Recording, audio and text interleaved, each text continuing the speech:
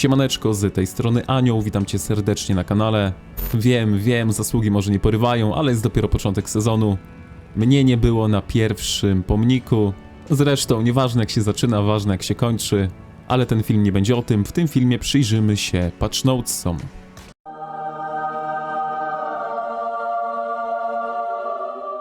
Tak, moi drodzy, w końcu doczekaliśmy się patch notesów. Przyjrzymy się tylko temu, czego nie widzieliśmy we wcześniejszych filmach, we wcześniejszych mailach, więc trochę czasu na pewno nam to zaoszczędzi. Ja jeszcze tylko przypomnę o pozostawieniu łapki w górę oraz subskrypcji, jeśli jeszcze tego nie robisz. Dziękuję wszystkim wspierającym. No i przejdźmy do pierwszego punktu. Pierwszy punkt mamy tutaj Ligę Korzeni Wojny, która rozpocznie się w połowie sierpnia. Liga będzie podzielona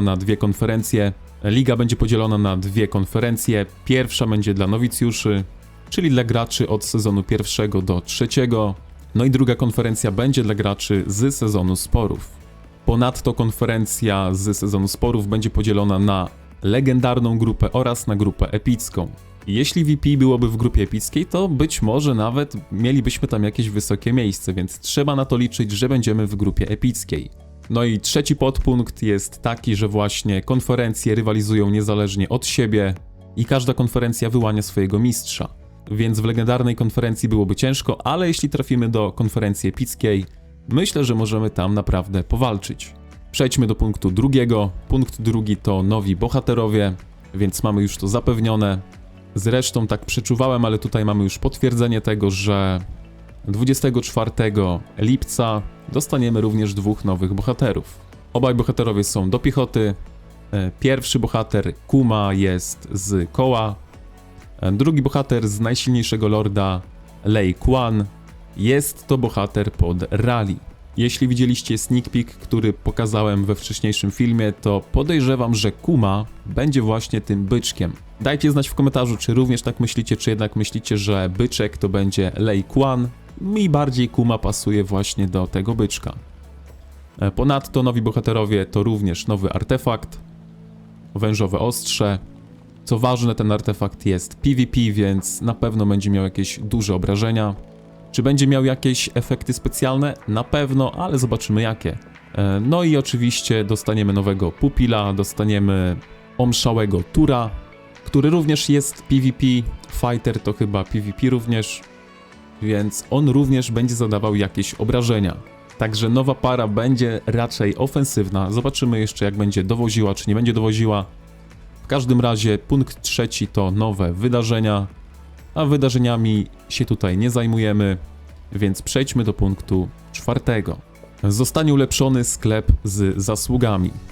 Po aktualizacji wszystkie sklepy z zasługami będą już sklepami premium, więc będziemy mieli lepsze skille, więcej eliksirów, na pewno fajna zmiana. Ponadto po rozpoczęciu pierwszego sezonu sklep z zasługami będzie już otwarty cały sezon. Znaczy nie będzie już zamykany na koniec sezonu, więc na Home Kingdom również powinniśmy coś tam sobie kupić. Dodatkowo zwiększają nam liczbę zasług, która przechodzi z tygodnia na tydzień.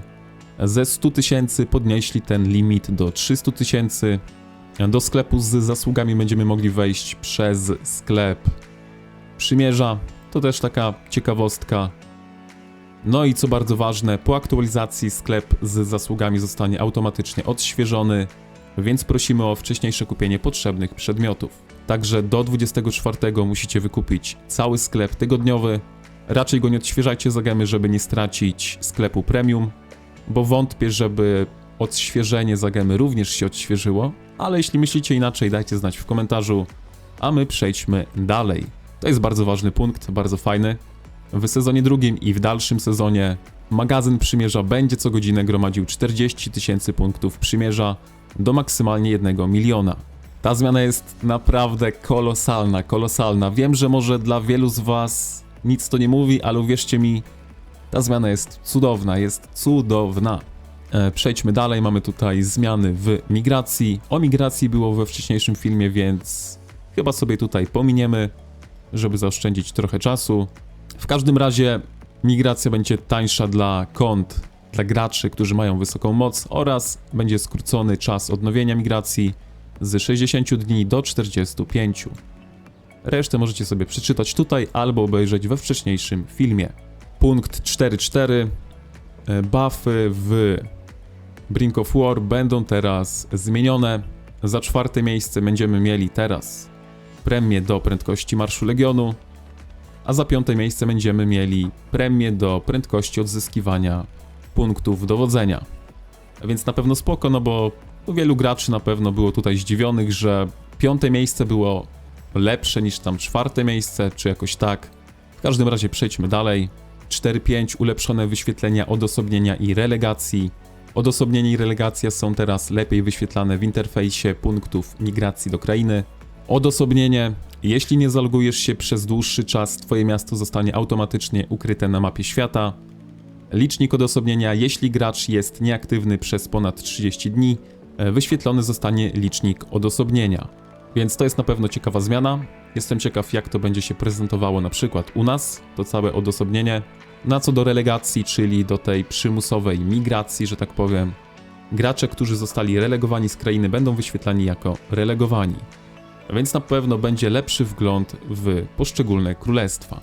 4.6. Ulepszenia w 5. sezonie sporów. Po pierwsze, przymierza, które zajmą leże lodowej smoczycy do czasu podsumowania sezonu, otrzymają dodatkowe nagrody. Ponadto zmienili czas otwarcia runicznych pomników przodków. Teraz będą się otwierały o północy czasu UTC następnego dnia po zakończeniu rozdziału. Obecnie była bardzo dziwna sytuacja, bo pomniki były otwarte, ale nie mogliśmy walczyć od razu, gdy pomniki się otworzyły, ze względu na zawieszenie broni, więc na pewno fajna zmiana. No i dodatkowo dodali nowe wydarzenie zdobywców pomników. W dużym skrócie będą jakieś nowe nagrody za podbijanie tych statów, także zobaczymy, co tam będzie ciekawego. Punkt 5. Ulepszenia systemu walk. Po pierwsze, zostanie dodana nowa funkcja automatycznej zmiany celu. Gdy ta funkcja jest włączona, twój legion automatycznie zaatakuje inne cele w zasięgu, gdy jego pierwotny cel zostanie pokonany lub zniknie. Ta funkcja jest odpowiednia dla wszystkich typów legionów. Bardzo fajna zmiana, myślę, że dla leniuszków się na pewno przyda. 5.2 jest bardzo ciekawy. Tutaj już powiem wam szczerze, że jest bardzo kontrowersyjne to, co tutaj przeczytam zaraz. Dajcie znać, czy się ze mną zgadzacie, czy nie. Mianowicie zostanie ulepszona umiejętność jednostek kawalerii i nieugięty pośpiech. Teraz, gdy będziecie szarżować i gdy pokonacie taki legion lub ten legion zniknie, czas odnowienia tej szarży zostanie automatycznie zresetowany, więc będziecie mogli sobie skakać od jednego legionu do drugiego legionu, no coś niesamowitego. Jakby obecnie jest kawaleria, uważam, że naprawdę przepotężna, a to sprawi, że będziecie mogli sobie po prostu skakać z jednego legionu na drugi. Strach wychodzić czymś innym niż piechotą w tym momencie. 5.3, no to mamy tutaj zmiany w umiejętnościach bohaterów. O zmianach było we wcześniejszym filmie, do którego was zapraszam. Przejdźmy sobie do punktu 6. Punkt 6 mówi nam, że od sezonu 2 i kolejnych zostaną dodane funkcje zgrupowanych armii na stałe. Niestety ta zmiana wejdzie w życie dopiero po zakończeniu obecnego sezonu, więc ja się na to w tym KVK nie załapię. 6.2 są to zmiany w limitach członkostwa w przymierzu na poziomie 200. W dużym skrócie budynki będą dawały więcej miejsca dla nowych członków. Technologia przymierza będzie dawała więcej miejsca, behemoty będą dawały mniej miejsca dla członków przymierza. Tyle w dużym skrócie. 6.3 jest dosyć ciekawy. Ulepszone rekomendacje przymierzy. Logika rekomendacji przymierzy dla sezonu 2 i kolejnych została ulepszona. Po wyjściu twojego serwera w fazę przedwojenną sezonu 2, przymierza na liście będą rekomendowane głównie na podstawie ich mocy przymierza, aby umożliwić graczom w tej samej krainie zmianę przymierzy w dowolnym momencie. Punkt 6.4, bardzo ważny, który jest naprawdę istotny. Lista priorytetowa została zwiększona do 200, wcześniej było 60, więc teraz nie będziecie potrzebowali żadnych R4, żeby sobie skakać pomiędzy przymierzami. Bardzo przyjemna zmiana. Niżej mamy bardzo kontrowersyjne zmiany. Dodane zostały nowe ideały. 12 nowych ideałów. Tutaj macie całą listę. Ogólnie bardzo mało tych ideałów jest na pierwszy rzut oka ciekawych. Raczej są to śmieci, których nie chcielibyśmy tak czy siak trafić. Jedynym artefaktem, jedynym ideałem, który moglibyśmy na pierwszy rzut oka chcieć, to oczywiście Lunaris, czy na przykład Oblicze Sanctus, ale reszta z tych ideałów raczej taka średnia, nie? Po prostu będziemy musieli wydać więcej ideałów, żeby dostać ten ideał, który chcemy. No bo pula wszystkich ideałów została zwiększona o 12. Więc no, jest to zmiana tak naprawdę na minus, ale z drugiej strony spoko, mamy więcej ideałów. Więc jeśli chcecie otrzymać jakieś ciekawe ideały, no to idźcie i losujcie je w tym momencie. Jeśli nie chcecie dostać jakiegoś ideału do Arbona albo ideału do Żelaznego Kła. 7.2 nowy system relikwiarza. Mowa tutaj oczywiście o tych buffach, które dają nam motywy miast. Nie mamy tutaj więcej szczegółów, więc nie wiemy nawet, ile tych motywów będziemy mogli aktywować w jednym momencie. 7.3 no to więcej strzał, więcej traktatów.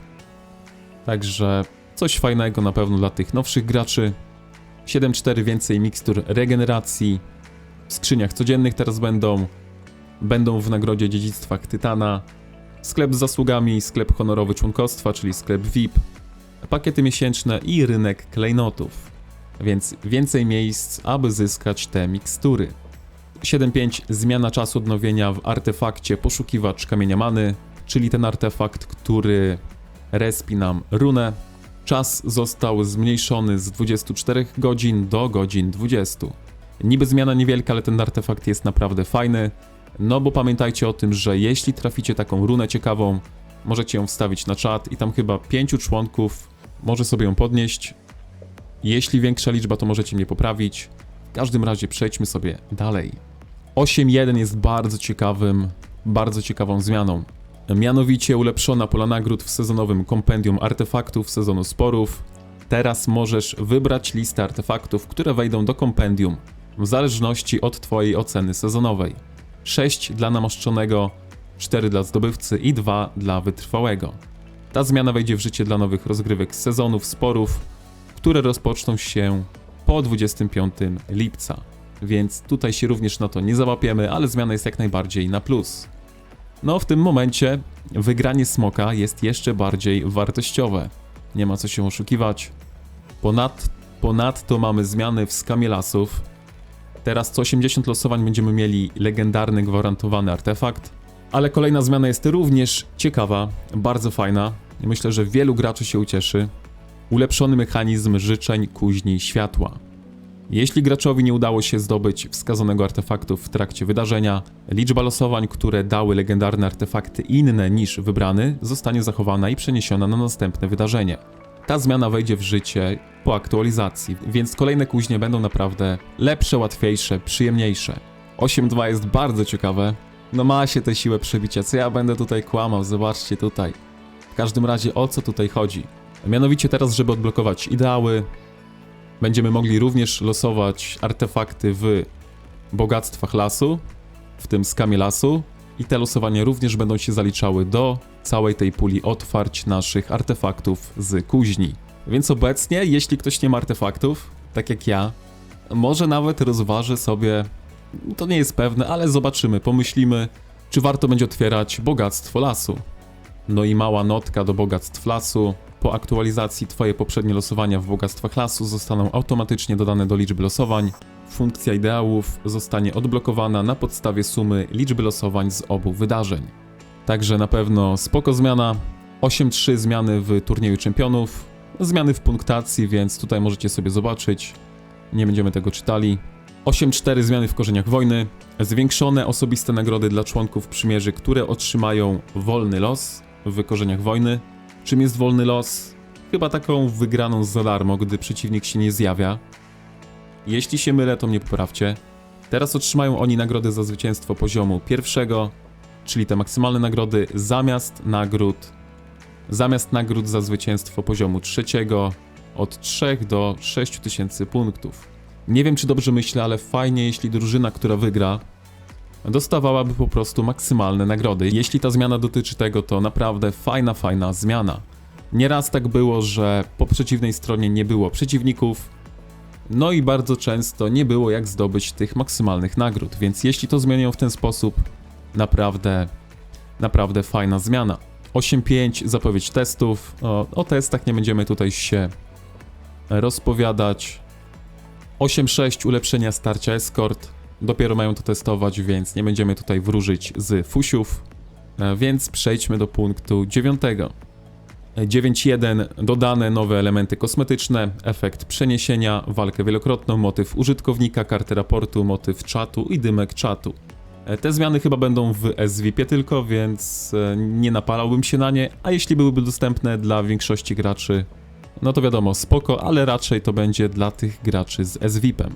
9.2 będziemy mieli teraz wszystko w jednym miejscu, badania, treningi, nawet skautowanie, więc to na pewno też spoko zmiana. Fajnie jakby polityki tam były również, nie trzeba by wchodzić w jakieś różne dziwne miejsca. 9.3 nowe osiągnięcia, czyli te pucharki. Będziemy mieli teraz osiągnięcia za czas spędzony na budowie, za zasługi zdobyte w otchłani bitwy, za zasługi zdobyte w zgrupowanych armiach, za klasy osiągnięte w turnieju czempionów oraz za skrzynki błogosławieństw przymierza. Mi się to podoba, więcej pucharków, tym lepiej. No i ponadto zmniejszyli liczbę wymaganych wiosek, żeby otrzymać osiągnięcie sezonowe.